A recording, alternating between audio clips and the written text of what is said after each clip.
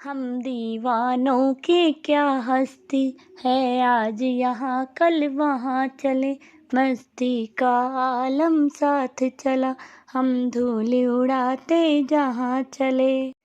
आए बनकर उल्लास अभी, आंसू बनकर बह चले अभी, सब कहते ही रह गए अरे तुम कैसे आए कहाँ चले। किस ओर चले यह मत पूछो, चलना है बस इसलिए चले, जग से उसका कुछ लिए चले, जग को अपना कुछ दिए चले। दो बात कही दो बात सुनी, कुछ हंसे और फिर कुछ रोए, छक कर सुख दुख के घूंटों को हम एक भाव से पिए चले। हम भिखमंगों की दुनिया में स्वच्छंद लुटा कर प्यार चले, हम एक निशानी से उर पर ले असफलता का भार चले। अब अपना और पराया क्या, आबाद रहे रुकने वाले, हम स्वयं बंधे थे और स्वयं हम अपने बंधन तोड़ चले। हम दीवानों की क्या हस्ती है, आज यहाँ कल वहाँ चले, मस्ती का आलम साथ चला, हम धूल उड़ाते जहाँ चले। तो बच्चों, आज हम पढ़ रहे हैं दीवानों की हस्ती, भगवती चरण वर्मा द्वारा लिखा गया एक गीत। जग में उसने बड़ी बात कर ली, जिसने अपने आप से मुलाकात कर ली। बच्चों, अपने आप को जानना बहुत कठिन है, लेकिन अपने आप को जानना बहुत ज़रूरी भी है। और इस कविता के माध्यम से कवि भगवती चरण वर्मा जी ने अपने जीने के ढंग और अपने मस्त मौला फक्कड़ाना स्वभाव को बताया है। कवि अपने आप को दीवाना कहते हैं। दीवाना जो अपनी मस्ती में मस्त रहे, दुनिया की परवाह नहीं करे। वे कहते हैं, हम दीवानों की क्या हस्ती, हस्ती अस्तित्व, कि हम दीवानों का जो अस्तित्व है, जो वजूद है, वो विशेष होता है। कवि कहते हैं, हम दीवानों की क्या हस्ती, हम जो दीवाने हैं, अपनी में मस्त रहने वाले हैं, उनका जो अस्तित्व है वो बड़ा विशेष है। आज यहाँ कल वहाँ चले, हम आज यहाँ हैं तो कल कहीं और, क्योंकि इनका जो स्वभाव होता है वो बड़ा ही मस्त मौला किस्म का होता है।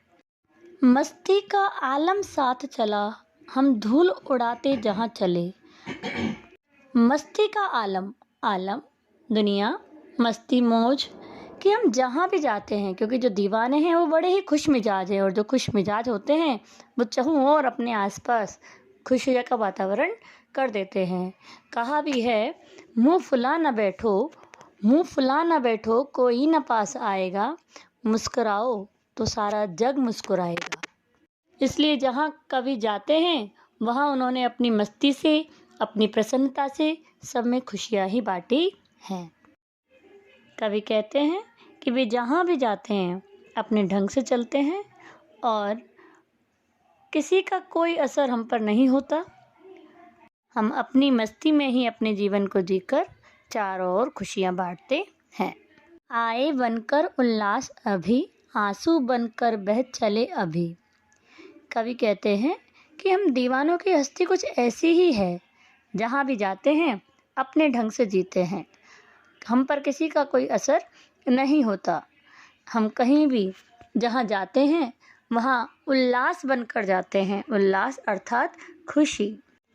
आंसू बनकर बह चले अभी, सब कहते ही रह गए अरे तुम कैसे आए कहाँ चले। यानी जब कभी आते हैं तो उल्लास बनकर आते हैं, और जब वो जाते हैं तो उनके जाने का कारण लोगों के मन में दुख का भाव उमड़ आता है।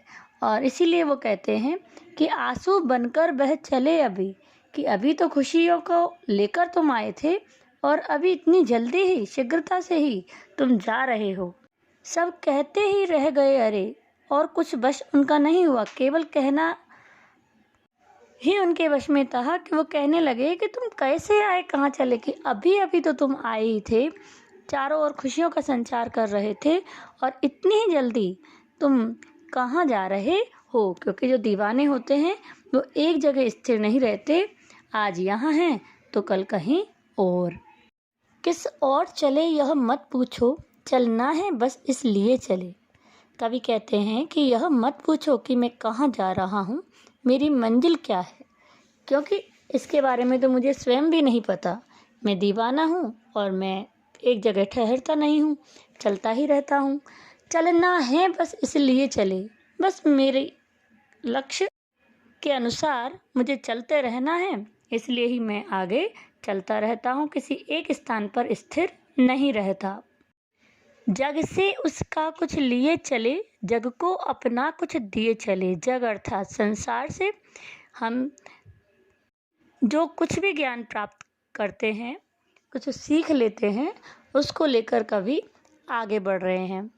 जो भी उनके पास था, जग को अपना कुछ दिए चलें, और जो कुछ उन्होंने सीखा वे इस दुनिया के साथ साझा करते हुए आगे बढ़ चले हैं। दो बात कही दो बात सुनी, कुछ हंसे और फिर कुछ रोए। कभी जहाँ भी कभी कहीं भी पहुँचते हैं, वे वहाँ के लोगों से प्रसन्नता से मिलते हैं, उनकी सुख दुख की बातों को आपस में साझा करते हैं। कुछ उनके मन की बात सुनते हैं तो कुछ अपने मन की कहते हैं, और इसके परिणाम स्वरूप कुछ हंसे फिर कुछ रोए। अर्थात व्यक्तियों ने, लोगों ने अपने मन के भावों को भी उनके सामने प्रकट किया, जिससे परस्पर लोगों में भावनात्मक जुड़ाव बना। छक कर सुख दुख के घूंटों को छक कर, पूरा छक कर यानी पेट भरकर तृप्त होकर के संतुष्टि के भाव से सुख दुख के घूंटों को हम एक भाव से पिए चले। और जब एक दूसरों के साथ अपने भावों को, अपने सुख दुख को बांटा, तो उससे क्या हुआ, मन हल्का हो गया और सुख दुख के भाव एक समान हम पीकर चलकर आगे बढ़ चले। आपस में अपनी भावनाओं को व्यक्त कर कवि अपने पथ पर निरंतर आगे बढ़ता रहा। हम भिखमंगों की दुनिया में स्वच्छंद लुटाकर प्यार चले। कवि कहते हैं कि ये दुनिया जो है भिखमंगों की दुनिया है। भिखमंग अर्थात भीख मांगने वाले, कि ये संसार जो है वो भिखारी है, क्योंकि इसके पास प्रेम नामक धन नहीं है। किंतु कवि पूरी आज़ादी से सब जगह प्रेम लुटाते चलते हैं, स्वच्छंद लुटाकर प्यार चले, पूरी आज़ादी से, क्योंकि जिसके पास जो होता है वही बांटता है, और कवि प्रेम से भरपूर है। यहाँ कवि प्यार के दौलत से हीन संसार को भिखारी कहते हैं, और फक्कड़ होते हुए भी वे अपना प्यार इस संसार पर लुटाते हैं।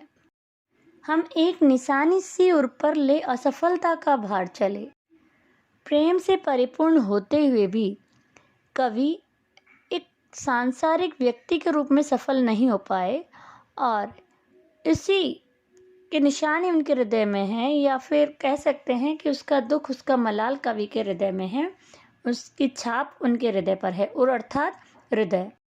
और यही भार वे असफलता के रूप में लेते हैं। कवि के अनुसार संसार में अब अपना और पराया क्या, आबाद रहे रुकने वाले। वे अपने और पराये में कोई भेद नहीं करते, और वे कहते हैं कि जो उनके पीछे छूट गए हैं वे आबाद रहें, अर्थात वे उनके लिए अपनी शुभकामनाएं भी अर्पित करते हैं।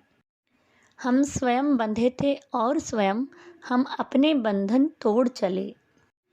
कवि कहते हैं कि जो ये सांसारिक बंधन थे उनमें वे स्वयं ही बंधे थे, परंतु वे दीवाने हैं, और इन बंधनों को तोड़कर अब वो आगे जा रहे हैं। इससे वह प्रसन्न भी हैं और सदा चलते। हम दीवानों की क्या हस्ती है आज यहाँ।